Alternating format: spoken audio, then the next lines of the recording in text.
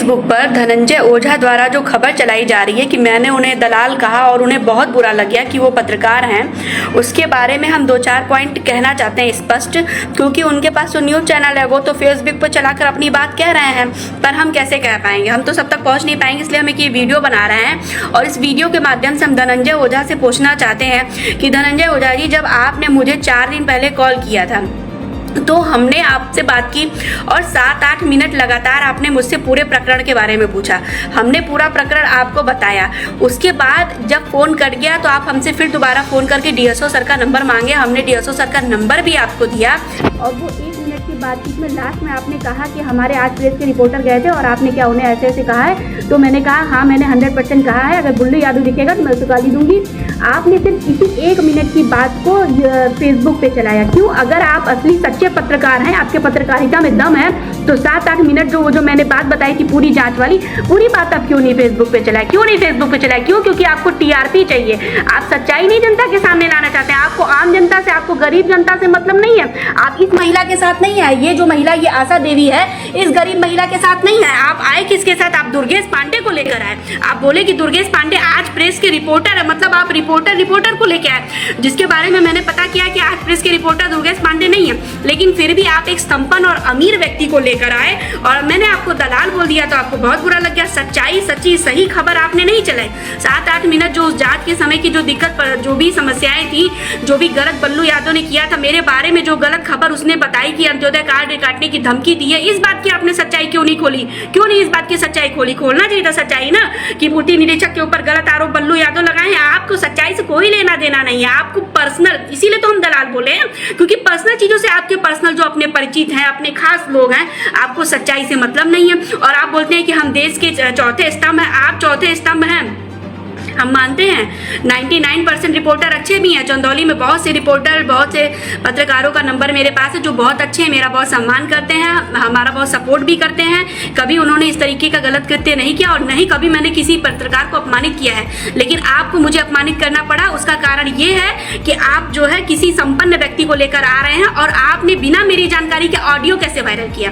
भाई, ऑडियो आप वायरल कर रहे हैं और उसी उतने ही पॉइंट को आप वायरल कर रहे हैं जो कि आपके काम की चीज है। आपको टीआरपी मिलेगा, आपको पत्रकारिता से, आपको देश हित से, आपको लोक हित से कहां कुछ लेना देना है? किसी गरीब महिला के हित से आपको कहां कुछ लेना देना है? आपको तो अपने फेसबुक चैनल पे व्यूज बढ़ाना है और आप चाहते हैं मैं आपको खूब सम्मान करूं और आप मुझे रोज अपमानित करते रहें। रोज न्यूज चैनल पे चलाएंगे, मन बड़ू है, ये है, बदजुबान है, ये है, वो है। आप अपने को चौथा स्तंभ कहते हैं तो हम भी तीसरा स्तंभ है। पढ़ लिख कर नौकरी करके आए हैं अपने दम पर, पढ़ लिख कर आए। इसका मतलब ये नहीं कि कोई भी अपमानित करेगा। सरकारी कर्मचारी तो हम भी कार्यपालिका के सदस्य हैं, हम भी काम कर रहे हैं कि रोज रोज आप लोग मानसिक रूप से किसी को प्रताड़ित करेंगे, जो है कुछ भी बोल देंगे और हम लोग सहते रहेंगे। इतनी गिरी हुई शर्तों पर नौकरी नहीं करना है। मान सम्मान सबको अच्छा लगता है। आज चौथे स्तंभ है तो चौथे स्तंभ वाला काम करिए ना।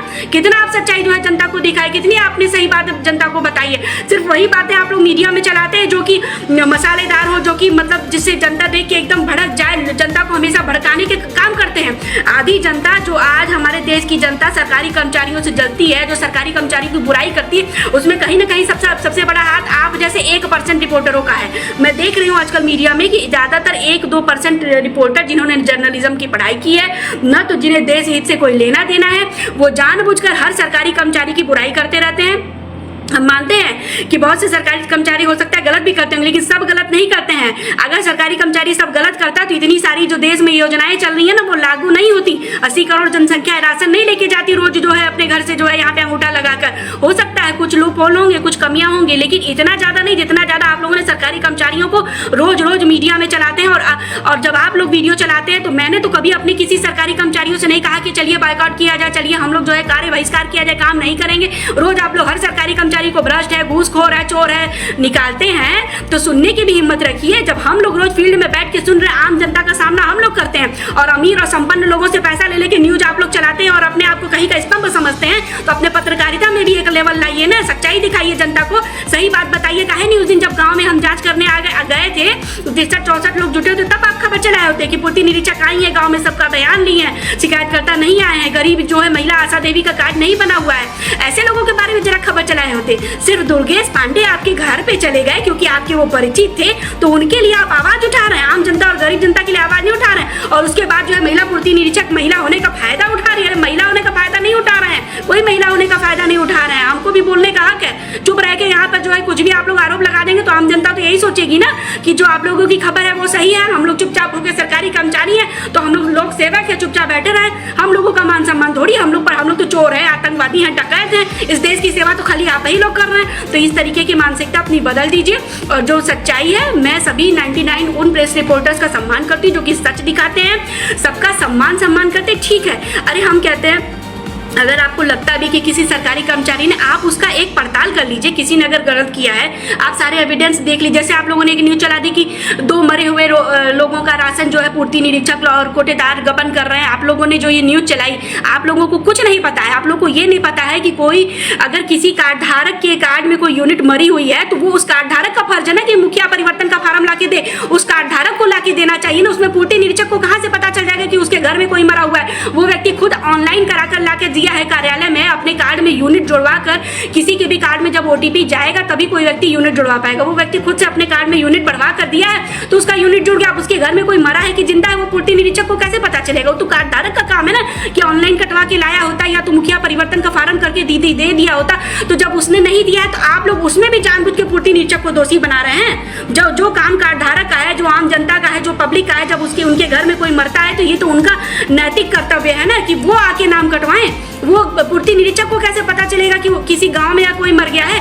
या तो आप लोग गांव में हैं, ग्राम सभा में प्रधान और सेक्रेटरी सब लोग हैं, आप लोग प्रस्ताव करके भेज देते, कोई तो कागज नहीं आया मेरे घर, बस सीधे पूर्ति निरीक्षक को आरोप लगाने लगते हैं हर चीज के लिए। अपनी कोई जिम्मेदारी लायबिलिटी बनती नहीं है, बस एक तो मोबाइल बाग है, आप रिपोर्टर बन गए और समाज में जानबूझ के वैमनस्य आप लोग फैला रहे हैं, नफरत फैला रहे हैं। आम जनता और सरकारी कर्मचारियों के बीच अगर नफरत फैलाने वाले कोई लोग हैं तो 1% आप जैसे इलेक्ट्रॉनिक मीडिया वाले लोग हैं। और शर्म करिए, आप लोग शर्म करिए, सुधर जाइए, वास्तव में पत्रकारिता करिए, सच दिखाइए जनता के बीच में, नफरत फैलाने का काम मत करिए। जय हिंद, जय भारत।